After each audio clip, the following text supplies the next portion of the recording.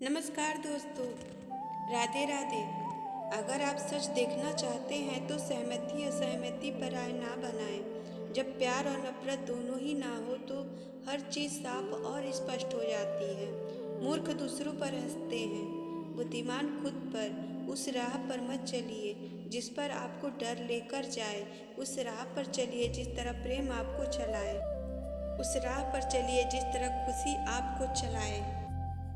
आप जितनी चाहे उतने लोगों को प्रेम कर सकते हैं। इसका यह मतलब नहीं कि आप दिवालिया हो जाएंगे। प्रेम करने से कम नहीं होता। मित्रता सबसे शुद्ध प्रेम है। ये प्रेम का सर्वोच्च रूप है। यहाँ कुछ भी कभी भी मांगा जा सकता है। यहाँ कोई शर्त नहीं है। यहाँ आनंद बस देने में होता है। कल कभी नहीं सोचा, जब भी हाथ में आता है तो वह है आज, और हम उसको भी कल पर छोड़ देते हैं। इस तरह हम जीते ही नहीं हैं और स्थगित किए चले जाते हैं कि कल जी लेंगे, परसों जी लेंगे।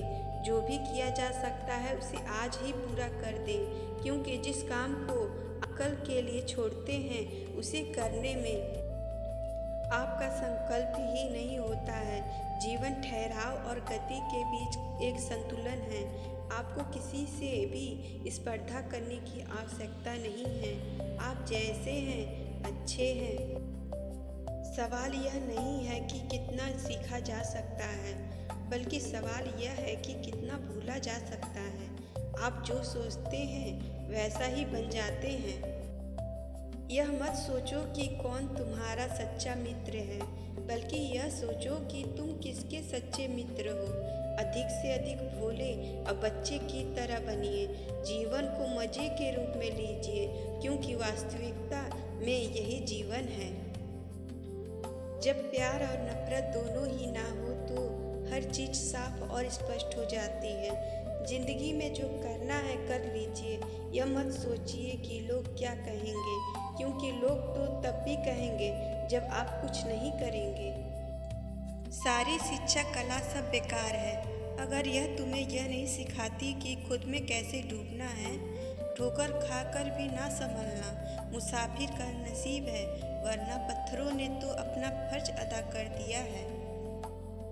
कोई आदमी चाहे लाखों चीज़ें जान ले, चाहे वह पूरे जगत को जान ले, लेकिन अगर वह स्वयं को नहीं जानता है तो वह अज्ञानी है। भूल भी ठीक की तरफ ले जाने का मार्ग है, इसलिए भूल करने से डरना नहीं चाहिए। नहीं तो कोई आदमी ठीक तक कभी पहुंचता ही नहीं। भूल करने से जो डरता है वह भूल में ही रह जाता है। खूब दिल खोलकर भूल करनी चाहिए। एक ही बात ध्यान रखनी चाहिए कि एक भूल दोबारा फिर ना हो। इंसान रोबोट की तरह रहता है, मैकेनिकली इम्फेसिवियट, पर बिना चेतना के लोग आज़ादी को पसंद करते हैं, लेकिन कोई जिम्मेदारी नहीं जानता। यह दोनों एक साथ आते हैं, इन्हें अलग नहीं किया जा सकता है।